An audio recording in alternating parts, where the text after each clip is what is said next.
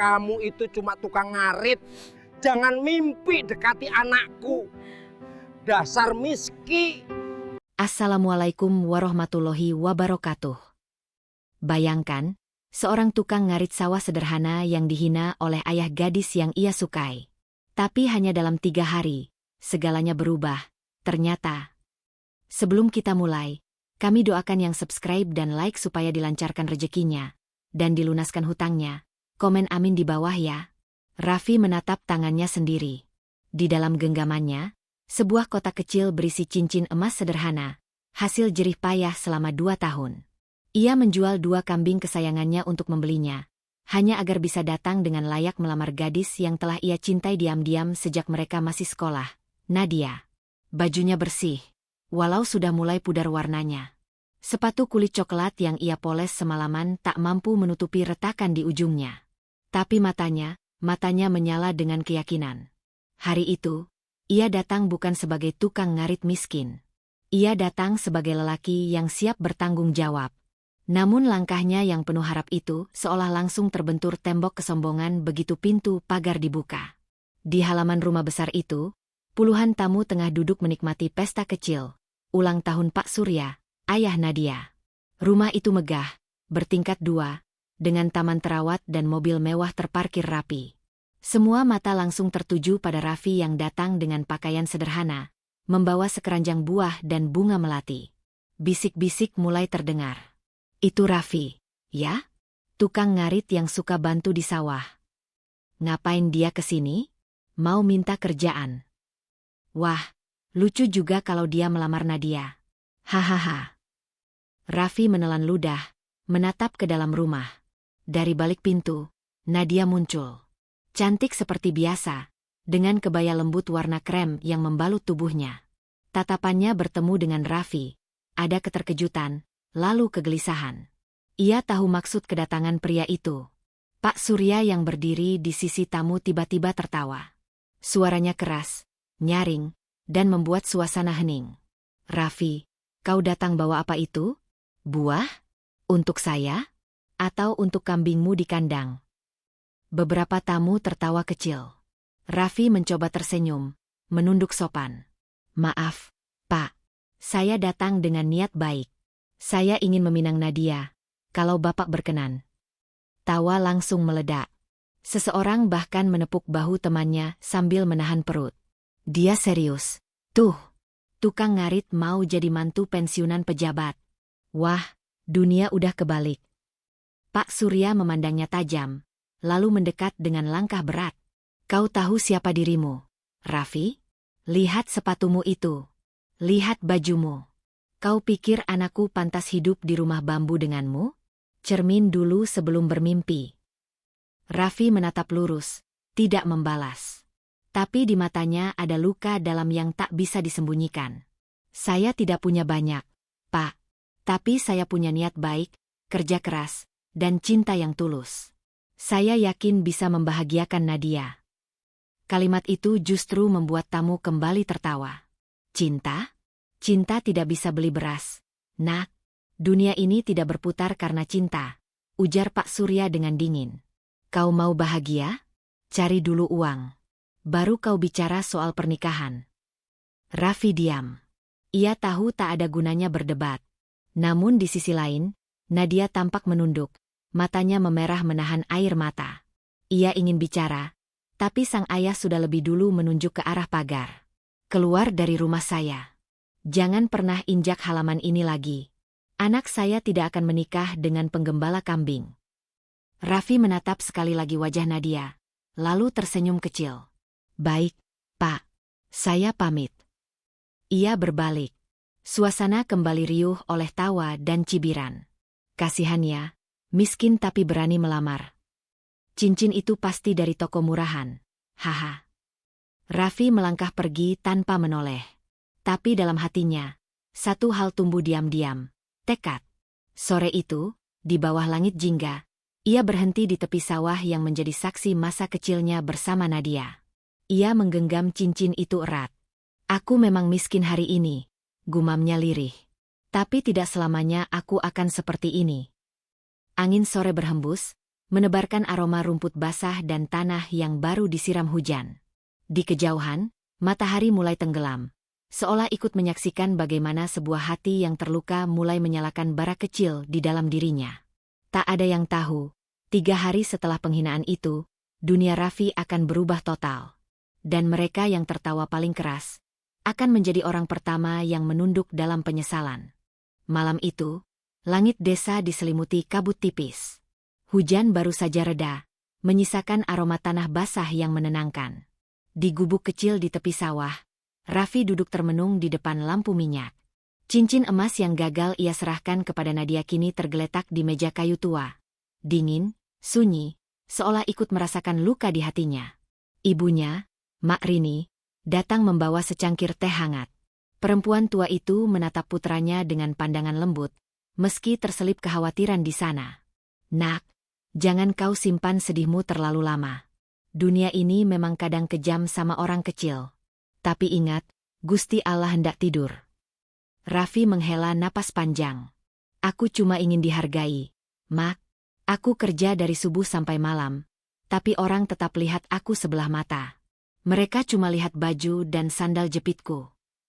Mak Rini tersenyum lirih. Yang penting, kau tahu siapa dirimu. Dunia bisa merendahkan, tapi Tuhan bisa membalikkan. Kalimat itu terasa sederhana, tapi entah kenapa malam itu bergema kuat di hati Raffi. Ia menatap keluar jendela, melihat kilatan petir jauh di ufuk barat, seolah memberi pertanda sesuatu akan terjadi. Keesokan paginya, Raffi berangkat ke ladang seperti biasa. Matahari belum tinggi, embun masih menempel di pucuk daun. Ia menenteng sabit dan karung pakan rumput. Namun langkahnya terhenti saat di jalan desa. Ia melihat mobil hitam besar berhenti di depan sawahnya. Dari dalam mobil keluar 3 pria berpakaian rapi dan 1 wanita dengan kacamata hitam. Permisi, apakah benar ini lahan milik Pak Arman? Tanya salah satu pria. Raffi mengangguk sopan. Iya, Pak. Tapi Pak Arman sudah meninggal 3 tahun lalu. Sekarang sawah ini saya garap. Wanita itu menatap Raffi lama, lalu membuka map di tangannya. Kami dari Jakarta. Kami mencari keturunan almarhum Arman bin Surahman. Menurut data kami, beliau memiliki aset yang belum sempat diurus. Raffi terdiam. Nama itu bukan asing. Pak Arman, kakeknya. Tapi sejak kecil, Raffi tak tahu apapun tentang harta atau warisan. Keluarganya hidup sederhana, bahkan bisa dibilang miskin. Apa maksudnya, Bu? Tanya Raffi hati-hati. Wanita itu menghela napas dan menunjukkan beberapa dokumen. Ini sertifikat tanah dan surat deposito atas nama Arman bin Surahman. Nilainya cukup besar. Kami perlu memastikan ahli warisnya agar bisa diproses secara legal. Raffi menatap lembaran kertas itu, tak percaya. Tangannya bergetar. Ahli warisnya tinggal saya, Bu. Tapi, saya tidak tahu ada semua ini. Kalau begitu, kami akan bantu proses administrasinya. Namun, Anda perlu datang ke kantor notaris di kota besok pagi. Mobil itu kemudian melaju pergi, meninggalkan Raffi yang berdiri terpaku di pinggir sawah. Ia memandangi lembar fotokopi sertifikat yang baru saja diserahkan kepadanya. Nama itu jelas tertera, Arman bin Surahman, pemilik tanah dan saham perkebunan seluas 50 hektar di luar kota. Jantungnya berdegup cepat. Dunia seolah berputar lebih cepat dari biasanya. Sore harinya, kabar kedatangan mobil hitam itu sudah menyebar ke seantero desa. Warga berbisik-bisik, penasaran. Bahkan beberapa yang dulu menertawakan Raffi mulai bersikap canggung saat berpapasan dengannya. Itu loh, si Raffi katanya mau dapat warisan besar. Serius? Pantesan kemarin mobil kota datang ke sawahnya. Wah, bisa-bisa dia jadi orang kaya nanti. Namun Raffi tidak ingin larut dalam kabar itu. Ia masih belum sepenuhnya percaya sebelum melihat bukti nyata. Ia hanya berdoa, jika ini memang takdirnya, semoga bisa ia gunakan dengan baik. Malam itu, Nadia tak bisa tidur. Ia mendengar kabar yang sama dari teman-temannya lewat pesan singkat. Nat, katanya si Raffi bakal jadi orang kaya. Mobil mewah datang ke rumahnya tadi pagi. Tangannya gemetar saat membaca pesan itu. Wajah lelaki yang ia tinggalkan beberapa hari lalu kembali menghantui pikirannya. Tatapan Raffi yang tenang namun penuh luka saat diusir ayahnya kini terasa menyesakan. Apa benar? Dia? Bisiknya lirih. Sementara itu, di ruang makan rumah besar milik Pak Surya, obrolan hangat berubah menjadi canggung saat nama Raffi disebut oleh seorang tamu. Saya dengar, sawah tua di selatan yang digarap si Raffi itu ternyata tanah warisan besar. Katanya nilainya miliaran. Pak Surya berhenti menyesap kopinya. Ia mengerutkan kening. Apa? Tidak mungkin. Anak tukang ngarit itu. Kabarnya ada surat-surat dari notaris Jakarta. Mungkin dulu tanah itu milik leluhurnya. Kopi yang tadinya terasa nikmat kini terasa pahit di lidah Pak Surya. Wajahnya menegang. Kalau benar begitu, berarti selama ini aku menghina darah keturunan bangsawan tanah ini sendiri. Ia bangkit dari kursinya, mondar-mandir dengan gelisah. Nadia menatap ayahnya dengan pandangan tak enak. Ia tahu, di balik harga diri ayahnya yang tinggi, ada rasa malu yang mulai tumbuh pelan-pelan. Malam pun larut. Raffi kembali duduk di beranda gubuknya, menatap langit bertabur bintang. Di tangannya, surat fotokopi warisan itu kini terlihat jelas di bawah cahaya lampu minyak. Ia tersenyum tipis. Mungkin ini cara Tuhan menjawab sabar dan hinaanku. Mak, ujarnya lirih kepada ibunya yang tertidur di dalam. Namun di balik rasa syukurnya, ada satu niat yang perlahan tumbuh. Ia tidak akan menuntut balas, tapi ia akan membuat semua orang yang merendahkannya belajar arti hormat. Dan di kejauhan, angin berhembus lembut dari arah kota. Seolah membisikkan awal dari sesuatu yang jauh lebih besar dari sekadar warisan. Pagi itu, langit kota masih diselimuti kabut tipis ketika Raffi tiba di depan gedung tinggi bertuliskan kantor notaris Hukum Darmawan Prekan. Ia datang dengan baju terbaik yang ia miliki, kemeja putih lusuh yang disetrika ibunya semalaman, celana kain abu-abu, dan sandal kulit sederhana.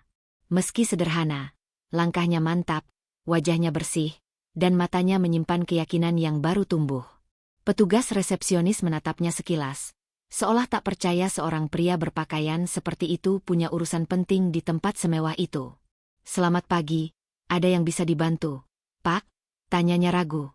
"Saya Raffi, diminta datang oleh Ibu Ratna kemarin," katanya soal warisan almarhum Arman bin Surahman. Petugas itu menatap daftar tamu di mejanya, lalu mendongak cepat. "Oh, benar. Ibu Ratna sudah menunggu Anda di lantai 2. Silakan naik, Pak." Raffi mengangguk pelan, kemudian melangkah menaiki tangga. Setiap langkah terasa berat, bukan karena tangganya, tapi karena ia masih setengah tak percaya dengan semua yang terjadi dalam 2 hari terakhir. Di ruang rapat lantai 2, Ibu Ratna, notaris berusia 40-an dengan pakaian rapi dan tatapan tegas, sudah menunggunya. Di meja besar di hadapannya, ada beberapa dokumen tebal, sebuah map hitam, dan stempel notaris. "Silakan duduk, Raffi," katanya ramah. "Kami sudah melakukan verifikasi dokumen. Berdasarkan hasil pemeriksaan Arsip Nasional dan Catatan Sipil, benar bahwa Anda adalah cucu dari Arman bin Surahman, pemilik beberapa lahan dan saham perusahaan perkebunan yang dulu beroperasi di daerah Banyumas." Raffi menatapnya lekat-lekat. "Jadi, benar, saya ahli warisnya?" "Ya, semua data cocok. Dan kami baru menemukan surat wasiat asli almarhum minggu lalu, yang ternyata belum sempat diserahkan kepada keluarga Anda." Ibu Ratna membuka map hitam itu, lalu mengeluarkan selembar kertas tua dengan tulisan tangan rapi. Di bagian bawahnya tertera tanda tangan dan cap notaris lama. Ia membacakan isinya perlahan. "Saya, Arman bin Surahman, mewariskan seluruh tanah, sawah, dan saham perusahaan perkebunan Sumber Jaya Agro kepada cucu laki-laki saya, Raffi bin Rahman, apabila telah dewasa dan mampu berdiri di atas kaki sendiri." Raffi terdiam. Suaranya tercekat di tenggorokan. "Tapi, saya cuma tukang ngarit, Bu. Saya tidak pernah tahu ada harta sebesar ini." Justru karena itu, almarhum menulis bahwa warisan ini hanya boleh diberikan kepada keturunan yang hidup dengan kerja keras dan jujur. Ia ingin memastikan cucunya belajar menjadi manusia yang kuat, bukan pemalas yang hanya menunggu warisan. Air mata menetes di sudut mata Raffi. Ia menggenggam surat itu erat, seolah memegang restu yang turun dari langit. Kakek, jadi selama ini. Ibu Ratna tersenyum. Mulai hari ini, Anda resmi menjadi pemilik sah tanah seluas 68 hektar, 3 rumah besar, dan 25% saham perusahaan perkebunan yang sekarang bernilai puluhan miliar rupiah. Ruangan itu mendadak hening. Hanya detak jam dinding yang terdengar, seolah waktu sendiri berhenti menyaksikan perubahan takdir seorang tukang ngarit menjadi pewaris sah perusahaan besar. Siang itu, berita tentang Raffi tersebar seperti api di musim kemarau. Media lokal menulis artikel berjudul, "Tukang ngarit di Desa Jatiroyo ternyata pewaris perusahaan perkebunan besar di Banyumas." Desa yang biasanya tenang kini riuh dengan obrolan warga. Semua orang berebut bicara, seolah masing-masing pernah mengenal Raffi sejak lama. "Aku dulu sering bantu dia nyabit rumput. Iya, dia anak baik, pantas diberkahi. Astaga, kemarin aja disuruh keluar dari rumah Nadia. Sekarang malah jadi kaya." Namun yang paling terkejut adalah Pak Surya dan keluarganya. Saat membaca berita itu di ponselnya, tangan Pak Surya gemetar. Cangkir kopi di tangannya jatuh dan pecah di lantai. "Apa ini?" Nadia berlari menghampiri. "Kenapa, Ayah?" Pak Surya menunjukkan layar ponselnya. Di sana terpampang foto Raffi berdiri di depan kantor notaris dengan kemeja putih lusuh, tersenyum sederhana. Di bawahnya tertulis, "Raffi bin Rahman, pewaris sah almarhum Arman bin Surahman, pemilik lahan dan saham senilai lebih dari 70 miliar. Nadia terpaku. Napasnya tercekat. Ia merasa bumi di bawah kakinya bergetar. "Tidak mungkin. Itu Raffi yang kita usir, yah?" Pak Surya tak menjawab. Wajahnya pucat, matanya kosong. Dalam diamnya, ada sesuatu yang lebih menyakitkan daripada kehilangan harta, rasa malu yang menusuk hingga ke tulang. Sore itu, Raffi pulang ke desanya. Tapi kali ini bukan sebagai tukang ngarit. Beberapa mobil hitam mengiringinya.